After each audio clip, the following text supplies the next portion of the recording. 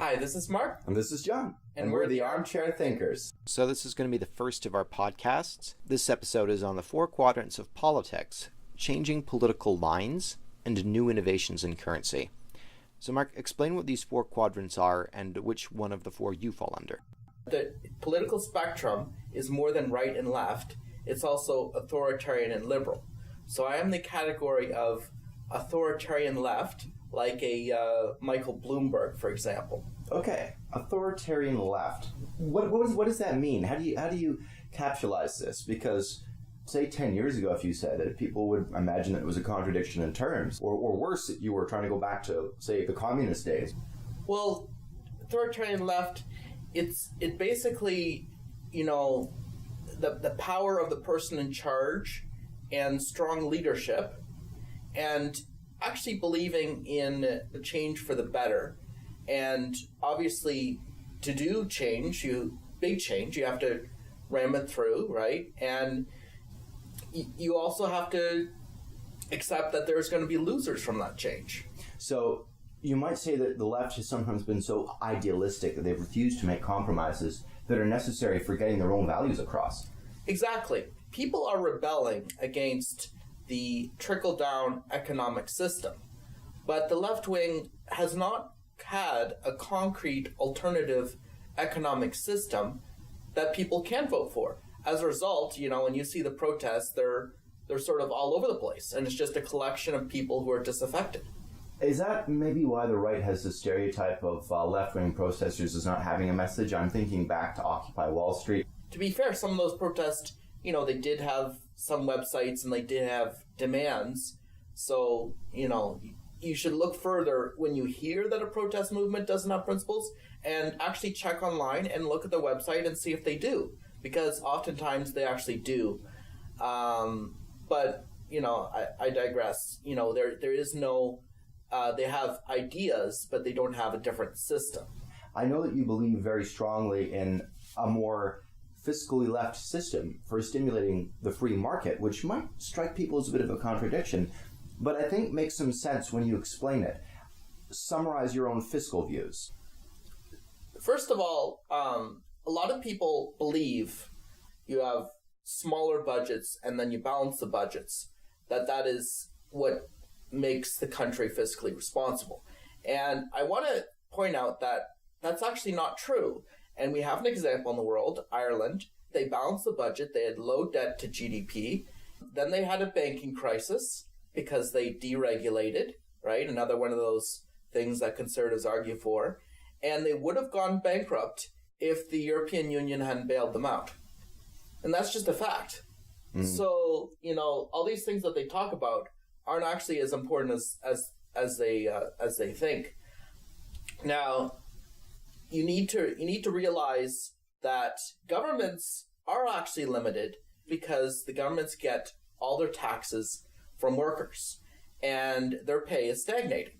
So the government revenues are, not increasing enough. And if they are increasing, it's most likely because they're adding workers who pay more tax as immigrants. And then, of course, that doesn't really help because you also have to serve all those immigrants with services. This is something that opens a huge can of worms because a lot of people kind of vaguely on the right will complain about older immigrants being brought in under the family class and saying, well, they haven't worked here all their lives, so why should we support them? Why should there be that burden? Do you sympathize with this at all, or is it misplaced? Well, so first of all, you should take in immigrants if it's the best thing for the country. And there should be no other reason. If we take in people from other countries, it doesn't really help that country that much. It's really about what's best for your country, so you want the very best people. Now, there is a reason to take in family members, in that the reality is that if you have an immigrant who comes in and they're making money, they're going to send money back to their parents. So if you bring their parents over, the idea is that you'll keep that money in the country. Right, and then it stimulates the economy in your country as well. Yeah, because when immigrants send money out of the country, that's the same as importing goods as far as economics is concerned. Now, I want to focus on the role that immigrants play in the creation of debt just for a second, and how that chimes with your views on debt in general. Because you talk about all this stimulation of the economy and how it, and you've mentioned this to me just personally before, how it links with the concept of debt, and that our modern economic system kind of depends on debt being generated. Yeah. So you gotta kind of elaborate on that. First of all, I have to explain that money has to be devalued by 1 to 3% a year. That's the inflation target. If they did not expand the money supply, people would buy things with debt, insert money supply into the economy, but then they will be paying back a larger amount with interest over time. And so what they need to do is they need other people to go into larger debts so they can pay their original debt down. So that it needs an ever-expanding economy and growth. Now, GDP growth is going to be expanded when there's immigration, because if you bring people in and they buy something, well, buying things, that is what GDP is. So if you brought in a person and they were on welfare, say, they would still buy things and they would still expand the GDP. So that might explain, the Syrian refugees, for example. Mm-hmm. Now, the GDP needs to keep expanding, you say that. But a lot of conservatives are worried when they hear people talk about that. They say, well, this is a mirage. The modern economy is a house of cards, and it's just going to kind of collapse. They tend to see that as just inevitable, more of a matter of time than anything else. I'm as angry as anybody that, we have a system where we try to get the inflation to 1 to 3% a year, and we ignore the fact that while this is happening, people's wages are stagnant, right? Which means a decline in their standard of living by 1 to 3% a year, right? Yes. So I am upset and concerned about that. That being said, I do want to keep in mind that going back to the system we had before then, which was the gold standard, is just, undeniably worse.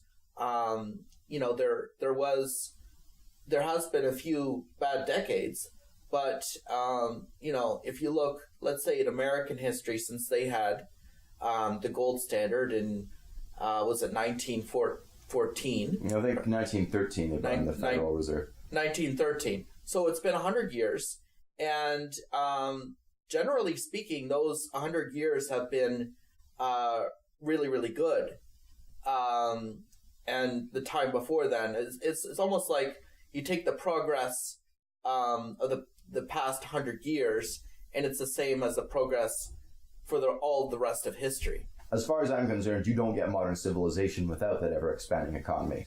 People only look at the technological end of that. They ignore the fact that a financial system needed to be ever-expanding in order to finance all of that innovation, and for people to be able to afford to buy cars and plane tickets and all that stuff. So if you like modern society, I would actually make a push for this constant inflation, this constant growth. But we'll move on from that. More generally, if you look at the way that authoritarianism versus libertarianism has changed the political sphere, and I think it is, and I think people are getting more conscious of that now, you see people falling into very different political camps than they did before. Tell us a little bit about the change that's taken place over the last decade, and how that relates generally to this dimension of politics that's been forgotten for so long.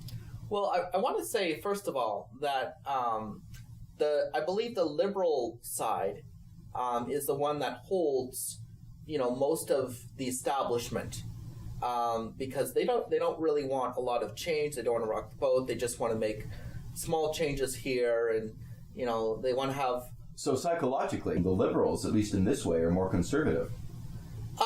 Yes, yeah, and I'm talking about both liberal right and liberal left. So I don't consider Kevin O'Leary and Donald Trump to be in the same political category. I consider Donald Trump to be authoritarian right, and he's going to he's going to order businesses to keep their jobs in America. That is much more authoritarian thing to do, right? Kevin O'Leary will just say, well, if we're not attracting businesses, then obviously we got to splash the whole budget on corporate tax cuts, and then we'll beg, and then some of them will come back, right? Right. And Kevin O'Leary is pro free trade and believes 100% in trickle-down economics, and wants to base everything on what is best according to those economic theories, and do things the way that he knows will massively benefit the rich, but he somehow believes will trickle down to everybody else. And if you don't share that opinion, that it trickles down, then don't vote for him, right? Because he will do nothing but trickle down economics. Now, Trump, on the key important issues, he was to the left of Hillary Clinton. So he's against free trade. That's the left-wing position. Now, a lot of people talk about nuclear arms strife. I don't buy into that as an issue. I just don't believe it'll happen. Right. But I talk. So when I talk about military, I'm talking about who is more likely to send significant ground troops to a Middle Eastern country. And if you're paying attention, then that is clearly Hillary Clinton. The natural lines of right and left have moved, so we're no longer living in the same political world. Basically, post 2008, post Bush years, post everything that typified the old neoconservative economic model, which was classically liberal. Ironically, conservatives are becoming very protectionistic. Let's hope that doesn't last. I almost feel like we are being played, right? In that what's going to happen is that the Democrats are going to go be the right-wing party. The Republicans will be the left-wing party. And it just so happens that the Republicans will still have their very unfortunate view on tax cuts for the rich. So maybe they'll keep their views on immigration and then the tax cuts, and then everything else being left wing.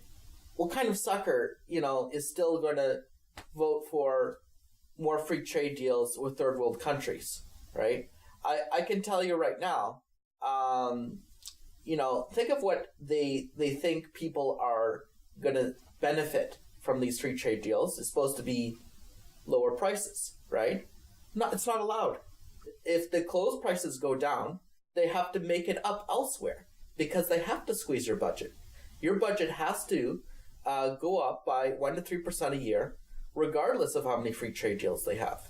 So, bring in the clothes from the collapsing Bangladesh factory, right? Then your rent has to go up. The message that the conservatives classically had was stability, and I think that that message is a little bit underrated, and many people who are on the left psychologically, as well as politically, don't really understand what the conservatives had and have to say about the importance of stability. I think they kind of blow it off.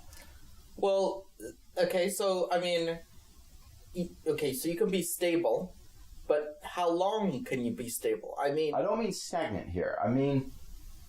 If you think of the conservative principle as being order, and the liberal principle being creativity and experimentation, then you really need to have a balance of that. And I think it's obvious why you need a balance, with that. If you are stagnated, then you're ultimately in decline. We know this. Even the basic laws of thermodynamics imply that stagnation is something that winds down and ends up in destruction. On the other hand, keep yourself afloat in an ever-changing world. You have that door open to change and to innovation, and then you have basic principles guiding you at the same time. Do you see that as maybe the ultimate purpose for there being both liberals and conservatives in the world? Well, I view things a little differently. There is that, change versus anti-change. And, you might not want to be the first country to try something, right? But you don't want to be the last country to do something. Oh, exactly. That's why I'm positing that there's a need for balance, and that's why you have these different personality traits. I definitely think that it sounds cooler to be a liberal, because I associate that, maybe not now because there's backlash against it, but like the classical notion of liberalism, seems to stand for open-mindedness, creativity, and stuff like that, and that seems a lot better than just stodgily holding on to the established order. But at the same time, we recognize there's some value in doing that some of the time, and which principle is dominant depends very much on what's going on in the world. Now I agree with you that there is a danger in this new polarization between a rightish left and a leftish right, and with the obsession with the distant past with some conservatives now. Like, I think you think back to 2012 when a lot of them were in the Tea Party and dressing up in 1700s clothing. That might have been seen as something that was done for effect, but you kind of wonder how many of these people actually just kind of despise the modern world and want to return to days where you had basically unlimited power to do whatever you want, and there was a wild frontier and you could take whatever resources you had, and if you didn't like the guy coming up and stealing your property, you could just kind of shoot them. It's this. I don't know. I see that as an extreme reaction to what's going on right now. Yeah. We need to go forward, because we can't go back to. We can't just wish that the economy will improve, right? We have to actually think about what is the problem, and then what do we do to fix it, right? And we're not really discussing that. It's the U.S. election last time was not at all policy driven. I can say that for sure. And then there needs to also, of course, be alternative ideas. And, there's a lot of new ideas out there.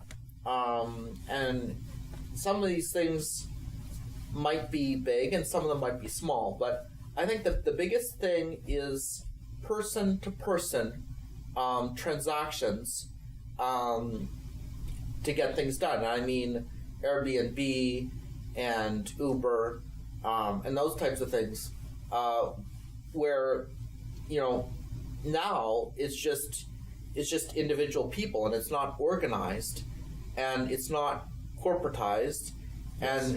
and now people are doing things for each other, and that's a very big innovation, and obviously that needs to be understood, and we need to get a handle on what's happening too, I think, so that we can guide this so that it's the best for all people, because many would argue, oh, well, that means that everyone's charging less for everything, and you can't stop it. Like, that's inevitable. And there's a great side to it that it gives people more power, more freedom and stuff like that, and obviously as a consumer it's a lot cheaper. But then again, people are getting paid less for stuff, and that's always a concern. Right, so here's the thing. Again, if your taxi cab is cheaper, something else has to go up, right? Mm-hmm. So basically we need to realize that going forward, wages are going to be stagnant to downwards, mm-hmm. right? And we also have a system where we have to have the prices go up 1% to 3%. Mm-hmm. Well, it doesn't take a rocket scientist to figure out something's got to give here. How exactly are people going to survive? What I think is that calls for a much larger role for the government. There are people that take a more libertarian approach to the modern person-to-person economy. Now, I want to talk about it. Are you going to go back to gold standard, right? Have we debunked? No, believe it or not, I was going to talk about, I see those as the traditionalist libertarians. They get more screen time, as it were. I was thinking about Bitcoin. Thinking about unregulated currencies that are based on the internet. What do you think about stuff like that? It's currently politically risky, because it's based on things like Chinese trying to bring money out of their country, although here they're trying not to do that anymore, or maybe they are, right? And it's going back and forth, and also drug trade. I'm more likely to trust actual institutions. Right. So the more I hear that it's decentralized and nobody's in charge, right, that makes me actually less likely to want to put my money in it personally. It sounds like it's ripe for the hacking, to be honest. Do you really want to put your money into something that is based on capital controls and drugs? The people that are pushing for this cashless society, as they are in Scandinavia and different parts of Europe, will ultimately, I think, push the development of cryptocurrencies, because suddenly everyone who's on the black market needs to go somewhere else. They can't have their transactions traced by governments of Europe and elsewhere, so then go for the cryptocurrency. Yeah, so you're bringing up something that I want to talk about. So be suspicious of governments that want to get rid of paper currency. Elaborate on why that is. Okay, so first of all, let me just say something like that has happened. So India has decided to demonetize their $50 and $100 bills, right? Mm-hmm. So you think, oh, great, that's going to affect the drug lords.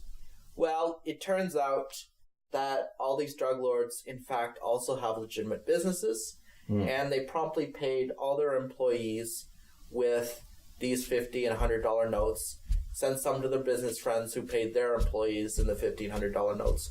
So everybody is being paid in advance in currency that is going to be demonetized, and they quickly head to the bank, long lines at the bank. Anyway, point is, you didn't get the drug dealers. India is interesting too, because right now most of their transactions are in cash. So the idea of moving India into a cashless state is absolutely ludicrous. You're not even there in most European countries. And even though the Indians are annoyed with the fact that they have to carry cash everywhere and they don't see it as an ideal situation, it is kind of necessary in a country, ironically, where there is more corruption. You want something real, and where the black market is necessary to kind of grease the wheels. Now, we don't like the fact that that's the case, but it's the way things are right now. So I think the fact that a lot of those developing countries are still mostly on cash is just a necessary consequence of the way that things work, whether that's US dollars brought in from elsewhere or the country's own currency, depending on how it's doing. But of course, if you were to go to an extreme, like they have in Europe, or are considering doing in Europe, and got rid of cash completely, which, by the way, is not normally what Indians mean when they say cashless society. They mean like the West, where most transactions are not cash. They don't mean a literal cashless society. What would happen if we actually phased out cash entirely and say the West, or certain countries in the West? Okay, so let's go over let's go over the downside first. So the downside is that outside of apps like Uber and some corporate controlled but sharing economy thing, people would lose the ability to transact with each other.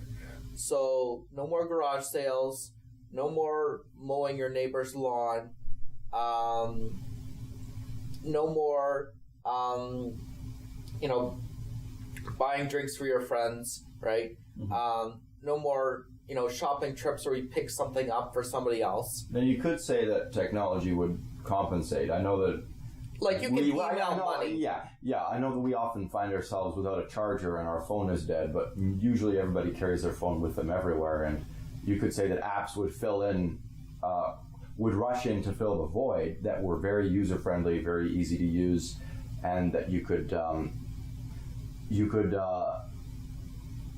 make the new cash, as it were. Yeah. Well, that's first of all, that's years away. So, but we have to admit that would shrink the economy, because all those transactions that I just mentioned would not be able to take place, right? Just imagine, somebody wants to, pay you back, and then instead of giving you cash, they got to pawn their stuff to you or something. Oh, I mean, it would be an annoyance. Cash is convenient. Yes, I mean, yeah, you've got to go to the ATM. So in that sense, credit cards and debit cards are more convenient, or Apple Pay and whatnot.